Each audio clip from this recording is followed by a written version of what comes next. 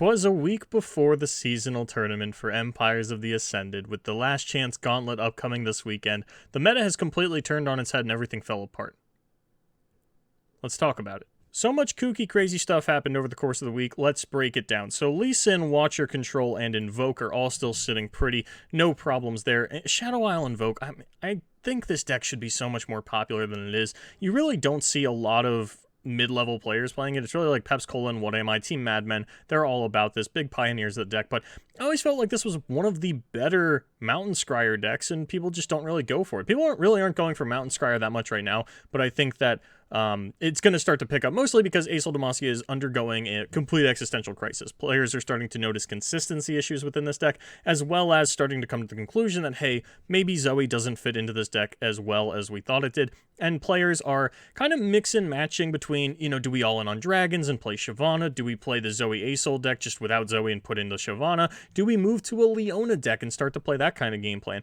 Shen Demacia is absolutely going under an existential crisis. The only two things that are sticking are Asol and Demacia, hence why I always called the deck Shen Demacia. Boulevard, you're a genius. Now, what players are going to land on for this, who can say, especially because the tournament format is different from something like a ladder, and ultimately it's one of those things that I can't really predict. I'm not sure how helpful it would be for you if I could predict it, but Shen Demacia will probably maintain its high presence, though I wouldn't be surprised if it stops tying with Lysandra like it has, and starts to fall a little bit below when we look at top cuts from this weekend, namely the Online League Series and Jason Florent and Majin Bay's Mastering Runeterra Patreon tournament. Then we get down to Nasus. Now, if you've been watching my videos, you know that I've been doing a lot of shit-talking on Nasus Thresh. So, Dr. LOR, whose Twitter is right there, compiled some mobalytics data from the ladder. Now, granted, this is from all ranks of the ladder, so you do have to take this with a bit of grain of salt, but I was trying to figure out why so many players are moving over to Nasus Indoor, even in a tournament setting.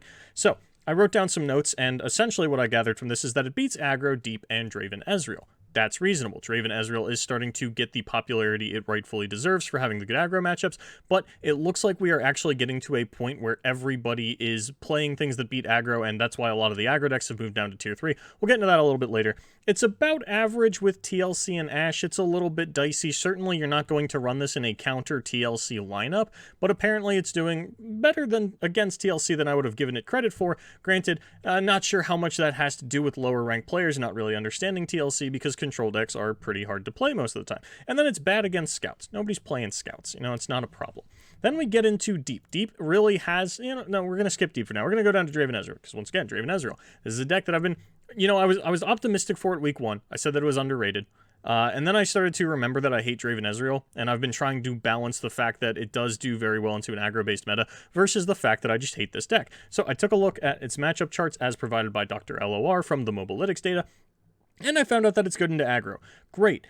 It's not really great into much else. It beats Demacia, but Shen Ionia is like really the only Demacia deck aside from the Asol Demacia that once again is starting to have this existential crisis, will probably start to fall down a little bit, and I could actually see Draven Ezreal being a little bit of a bait going into this weekend, because it is not good into, you guessed it, Nasus Indoor, which is picking up a lot of popularity. So I think that, I'm kind of going to swap it around here. I think that Draven Ezreal might be a little bit of a bait, but what's that you say? It absolutely hoses Frostbite midrange, one of the premier midrange decks of the format, but Boulevard, we're not really seeing Frostbite midrange. Yes, we are. You haven't been paying attention. It's been popping up a lot, not in top cuts, but in popularity of tournaments. We've seen it be the highest represented deck in the LRA for a couple of weeks now, and the Latin American scene is a big portion of the Runeterra North American scene, Even the Madmen, who are comprised of players from all over the world, we're bringing a much higher representation of Frostbite midrange than I expected out of them to the LRA this weekend, or last week rather. And then we got it, if we're going to talk about Frostbite midrange, we might as well just move right on to Legion Marauders. And you might be thinking, Boulevard, what does Legion Marauders have to do with Frostbite midrange? So, much like, let me tell you a story real quick. The first time that I saw Twisted Fate Fizz, or something akin to it, me and Jay Doza were casting a tournament, and we saw this young upstart named Pat playing a Monastery of Hirana Burblefish deck. And we said, wow, that looks kind of cool conceptually. I wonder if this is going to turn into anything. 2 weeks later, we're seeing Twisted Fate Fizz everywhere. Boom. Now, on Monday in the LRA, we saw a young up-and-comer named Carcy5 bring a Tri-Beam Ezreal LeBlanc Legion Marauders deck. And we saw it perform pretty admirably, and we were like, wow, that deck's kind of cool. I wonder if it's going to turn into anything. like a day later or 2 days later, we've got this monstrosity taking over ladder. Now, I don't know who originated this list. I will tell you that I stole it from Cephalopod, as he put his main account and his Smurf into the top 10 with this on ladder. And the Legion Marauders, I think, are... Obviously, there's no Mobilytics data on this one, so I got to make this up on the fly.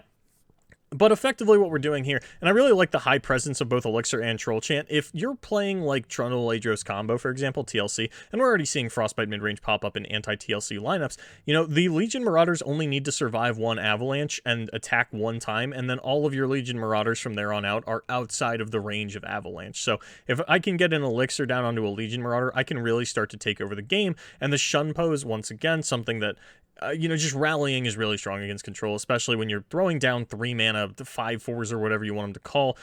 You're going to actually be getting a lot of value off of like Whispered Words and LeBlanc and things like that. And as you can see, there's a lot of rally in the deck. I'm not sure that this is the most refined list out there, but I do think that Legion Marauders is something that could really upset players coming into the tournament weekend. And I want you all to be aware of it first and foremost. This is where you are supposed to be able to come and figure out if there was a new and up-and-coming deck that is going to absolutely blow you out of the water. Now, I can't speak much to its matchups. I'm certainly not going to recommend it in a lineup, but I do want you to be aware that it exists because this video comes out Friday. You've still got a little bit of testing time if you are playing in an event Saturday morning. And then we don't even stop there. So yeah, Nasus and Dort throwing a bit of a wrench in the works. Finally have like sort of an idea as to why Draven Ezreal, now I'm starting to think, is a little bit overhyped. Aggro really getting pushed out. People aggro is just hard falling off. It's had a rough week. You know, we'll see if it comes back, but I'm not hopeful for it because so many decks organically beat aggro right now. And then Deep has finally figured out what it wants to look like. Now, if you remember my old sample, it was an insane amount of one-ofs and things like that because I was just trying to show you every card that could be run in a Deep deck. So instead, I decided to include every deck that was played in a tournament, or top to tournament rather. And one of the things that stood out was the Mono Nautilus build. Now, this is what a lot of the Deep decks are starting to look like, and just streamlining their spell process to be Jettison, Stalking Shadows, Lore, Salvage. Sometimes you'll still see like Atrocity, maybe even a Vengeance if they're feeling really spicy. Mono Nautilus is not quite the norm, but 3 Maokai isn't either. A lot of players are starting to dip down to 1 or 2 Maokai, and just really all-inning on the Sea Monster stuff. And I think one of the big reasons that we're seeing Lore of the Depths again and is because of Sea Scarab. You know, I played a couple games of Deep myself, and just opening double Lore into a 0-mana Sea Scarab on turn 3 into like an Abyssal Eye on turn 4 or a Devourer was actually pretty swingy. And this is a deck that does have a good Trundle Lysandra matchup, and I think that Trundle Lysandra really is getting to a point where it's got such a good win rate against everything else. It is, like, in my opinion, still like one of the best tournament decks that we really are starting to see players go for these anti-Trundle Lysandra lineups. And I had mentioned at the start of the format, yes, Trundle Lysandra is an exploitable deck. The reason that you don't do it, and the reason I don't recommend trying to do it at the seasonal, is because, you know, over the course of 9 rounds, let's say the deck has like a 40% representation in the tournament. That means you're only going to see it in, if you're optimistic, 5 rounds. And that's not, you know, a 5-4 record's not going to get you there. You really do have to think about how your lineup exists outside of the Trundle Lysandra matchup, and really any counter lineup when you're going into a tournament like the seasonal, because there are a lot of players in there that haven't played in tournaments before. They didn't put as much thought into their lineup as you did. I have said it before and I will say it again, you are overthinking your seasonal lineup. I will go over this again next weekend, but my official recommendation is, and always has been, play your 3 most comfortable decks and let everything else figure itself out. Don't stress too much about your lineup. Stress about how tight you are playing Legends of Runeterra. So going down the tier list from there, everything else should be relatively self-explanatory. Starspring is in like this weird middle ground where it absolutely gets hosed by Draven Ezreal, but it's also very good into Nasus and Dor.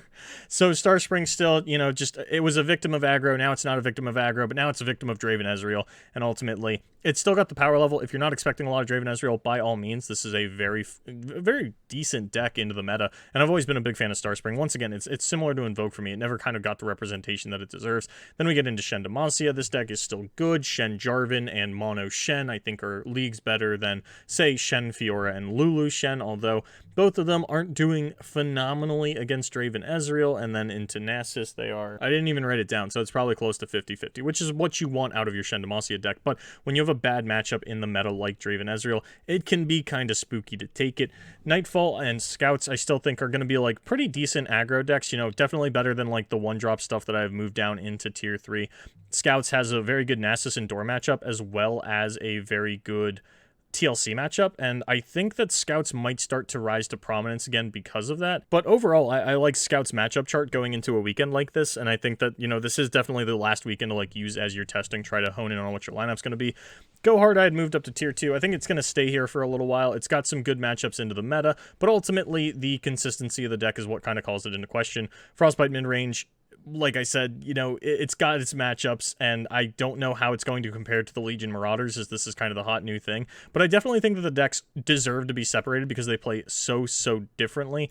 Zoe Karma, I had someone asking me about, brought this down to tier 2 during the War Room because I feel like its matchups just really aren't there right now. Asol is still the king of Targon, and like I had mentioned early on in the meta, I feel like Asol beats Karma, beats Lee Sin, beats Asol. So that's why Lee Sin is still kind of up here as well, you know, especially with aggro starting to fall out of the meta. I think that we are finally going to return to Lee Sin dominance. I would definitely expect for this weekend for Lee Sin to overtake Shen Demacia in terms of play rate. In a top cut, you know, necessarily. We're going to see TLC probably still be the number 1 or number 2 deck, and then I would expect Lee Sin to be right behind it at number 2 or number 3. And then Burblefish Mindmeld. Players have started bringing these, like, anti-Targon lineups. For example, one of the ones that I saw that stuck out to me the most was, like, Overwhelm, Burblefish, and Discard Aggro. And I really liked that.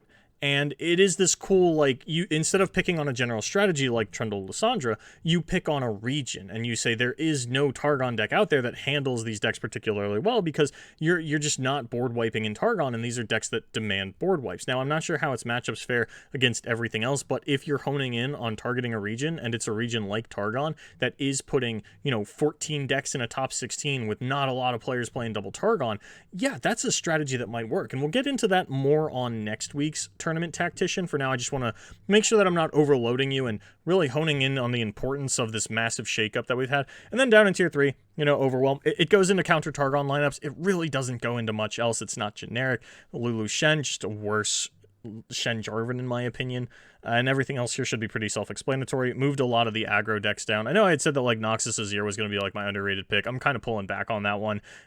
It's just the way that the meta is shaped out. It's not feeling likely. And Lucian Azir in a similar boat.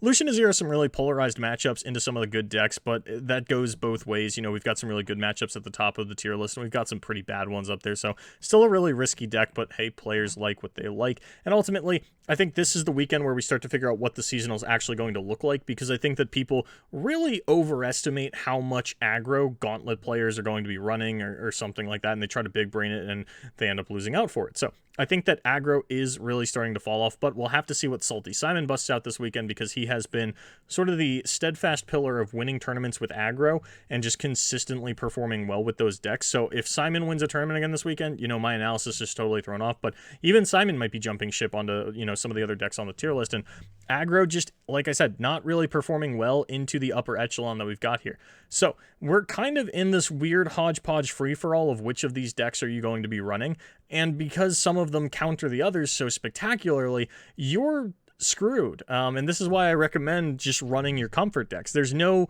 countering a lineup like this where everything is taking up such a small representation of the meta and players are still, you know, throwing in whatever third X deck they want. What I will say is that we are definitely moving away from Lysandra, Shen Demacia, and then third comfort deck. I don't think you're going to be seeing a whole lot of that topping this weekend, and I think that we are going to get a much bigger hodgepodge of where these decks line up. Now, it's possible that one or more of these decks actually do belong in tier 1, but until I know, you know, sort of how the meta actually shakes out, I think that they've just got two polarized matchups in a couple of areas to actually be considered tier 1. But like I mention all the time, you know, anything on this tier list can win you a tournament. That's why it's on the tier list. If I didn't think you could win a tournament with it, I would just take it off. But I am really excited to see how everything actually plays out. So to kind of wrap things up here and go over what I'm expecting. Lee Sin, I think, is about to spike in popularity. TLC, gonna remain the top dog. Shen Demacia. It really depends on how the facelift works for this deck, but I'm not expecting a lot of Zoe Asol in top cuts. Certainly not the representation we saw before, because previously we were seeing Watcher Control and Shen Demacia being the same representation, and Zoe Asol specifically. I don't think we're going to see that this weekend. I think that Zoe is going to fall to the wayside, and players are going to have to figure out which is better, Shyvana or Leona. That one I don't have an answer to, but I would still expect Demacia Targon to be popular, despite the recent ladder fall off and, you know, sort of the court of public opinion damning this deck for its consistency issues. Invoke, I still think is like, I guess I want to call it sleeper, because people just aren't running it, and I think this is like and has been one of the best decks in the game for a long time. Maybe that's bias, but you know, as long as What Am I is winning tournaments, I have representation there that, you know, I'm justified in saying that Atrocity Invoke is doing well. So thanks, What Am I? And then these are all kind of toss-ups. But as far as Nasus and Draven Ezreal and Legion Marauders and Deep, Legion Marauders is kind of weird. We'll count that one out of it. That one I just kind of wanted to show you to make you aware that it exists. I don't know how popular this is going to be, but Frostbite midrange definitely deserves to be in here as well. So we'll keep the Legion Marauders highlighted for now, and Discard Aggro probably shouldn't be in here. But, you know, these like 4 midrange-ish decks, aggro, control, whatever you want to call them. Not Discard Aggro, ignore that one. They're really going to be fighting for the top spot this weekend. And I think that if I had to pick which one's going to come out on top, it is probably going to be Nasus and Door. If for no other reason than the cruel irony of the fact that I kept shit-talking it, I'm really hoping that Deep comes out on top, but, you know, it's a deck that's got its consistency issues. Ultimately, it's going to be a really fun weekend, and expect an information-packed tournament war room. But for now, that's all the information I want to sort of dump on you at once and not overload you going into the weekend. And of course, before I let you go, I want to talk about what tournament lineup I would run this weekend were I playing. It'd be TLC, definitely the deck that I've played the most recently, the Shadow Isle Invoke. I can't say this deck's underrated and then not play it. And then I'd actually bust out the Legion Marauders. You know, I feel like there's a weird triangle that these guys have got to figure out for themselves right now. And Frostbite midrange isn't a deck that I'm in love with, and I feel like the Legion Marauders is this cool new kind of surprise factor deck that is of the same relative strength and play patterns as Frostbite midrange. And I would just really love to get that a go and see, you know, through a tournament setting, through a wide spread of diverse matchups and good players, is this deck, does it have the legs that I think it does? So yeah, that's what I would run. So, this week, Jay Doza will be doing the Online League Series with Skarzig instead of me, as I will be busy with the Mastering Runeterra tournament. And I also wanted to mention that I updated my Twitter and my Twitch and a couple of other things. My Twitter is now at casterboulevard instead of from the BLVD, because it's a little bit easier to find me that way. So if you notice that I pop up with that tag, that's me. Hi, how's it going? And go ahead and follow me there to figure out when and where I'm going live with all these casts. You know, I don't really tweet when my videos go live. That's what YouTube's for. Go ahead and subscribe here. And yeah, ultimately, it's going to be a really exciting tournament weekend, as we're going to get to see a really diverse field of decks, and I am very excited to see what comes out on top. Sorry, my analysis was a little late this week. I don't want to give you incorrect predictions, and honestly, I feel really lost right now in terms of where things are actually going to shake out. So I'm going to kind of just sit back and watch it all unfold and be very grateful that this is not the seasonal weekend. So I will be back on Tuesday with Tournament War Room to run down how things actually went over the course of the weekend and start to formulate opinions on what is going to win the seasonal. So until next time, my name is Boulevard. As always, good luck in your tournaments.